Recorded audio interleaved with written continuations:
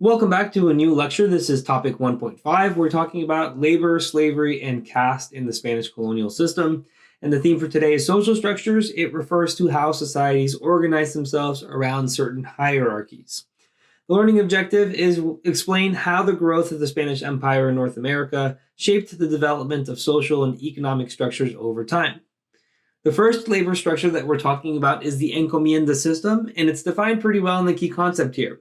In the encomienda system, Spanish colonial economies marshaled Native American labor to support plantation-based agriculture and extract precious metals and other resources.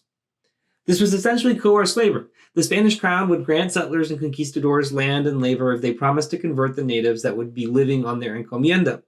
There were debates over the ethics of this within the Catholic Church. There were two people or two priests with the Catholic Church advocating for opposing viewpoints. Bartolomé de las Casas was advocating for the end of the encomienda system, saying that it was unethical.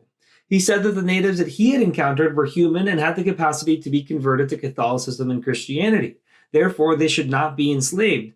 Meanwhile, Juan Guinness de Sepulveda believed the opposite. He thought that natives in the New World were savages and they did not have the capacity to accept God or to convert, so therefore it was okay to enslave them in such a way. Eventually, Bartolomé de las Casas wins this debate within the Catholic Church, and the encomienda system will come to an end, but not without many Native Americans dying within the system. So to clear up the pictures, on the bottom right is Bartolomé de las Casas, and to his left is Juan Guinness de Sepulveda. The other two images also show the types of labor in which natives were forced to engage. In the next key concept, we'll introduce enslaved African labor. European traders partnered with some West African groups who practiced slavery to forcibly extract slave labor for the Americas. The Spanish imported enslaved Africans to labor in plantation agriculture and mining. The Spanish ran into two problems. The first one was that they could no longer coerce labor from Native Americans because the Catholic Church had said that that was wrong and that they could no longer do it.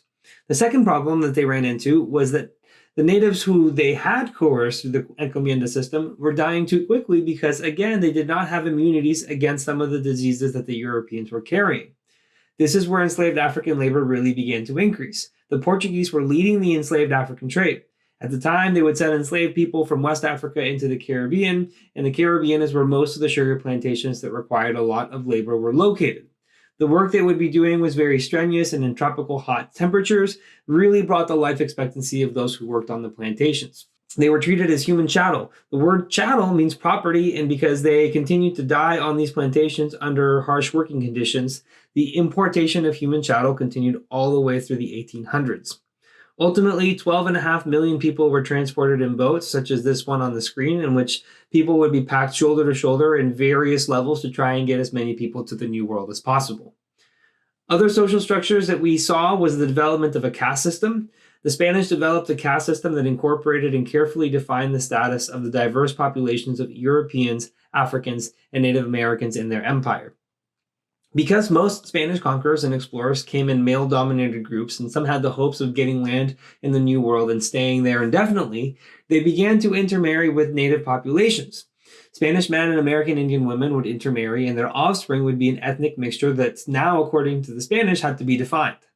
Based on ethnicity and ancestry, certain privileges would be granted within society. At the very top of the caste system were going to be the peninsulares. They are the people who are Spanish and born in the Spanish Iberian Peninsula. Then below them are going to be the Creoles. These are people who have full Spanish ancestry, but they have been born in the New World.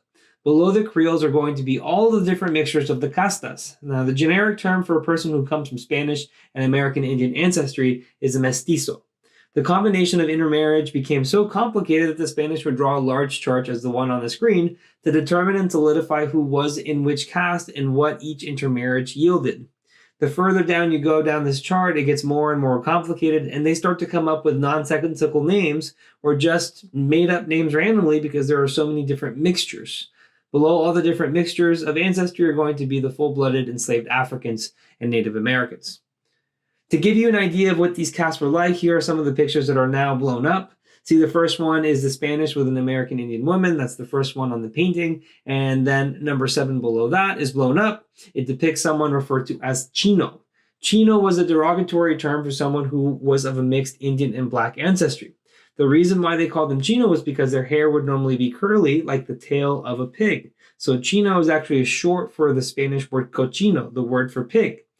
In the frame, when a chino mates with a native woman, they produce someone called salta atrás, which literally translates to jump backward, as if the sight of this child would scare you and make you take a step back. Labels get more nonsensical the further you go. In frame 16, a man is labeled as a no te entiendo, which in Spanish translates to I don't know you or I don't understand you. Possibly dubbed this because his ancestry had been so mixed that it was indistinguishable. They couldn't really tell where to place them. If no te entiendo married with an Indian woman, their offspring would be what it's called a torna atrás. In Spanish, it would roughly translate to look behind you, possibly prompting someone to have a double take when trying to identify them. So the caste system, putting people on this hierarchical system based on ancestry, it should go without saying, is very inappropriate, but it also speaks to the fluidity of ethnic and race relations in the Spanish Empire in the New World. Because the fact that we have a caste system like this shows that there is mobility up, but mostly down, based on intermarriage. It shows that intermarriage is not something that was outlawed, which is going to be something that's completely different when we get into the English colonies, where intermarriage between two different races is going to be denied by law. All right, so a quick recap. You have to remember the encomienda system and how it awarded land and coerced labor in exchange for missionary work. The rise of enslaved labor and African slave trade was led by the Portuguese. And finally, the Spanish caste system, what it meant for Spanish society, and what that said about the social structures they created in the New World.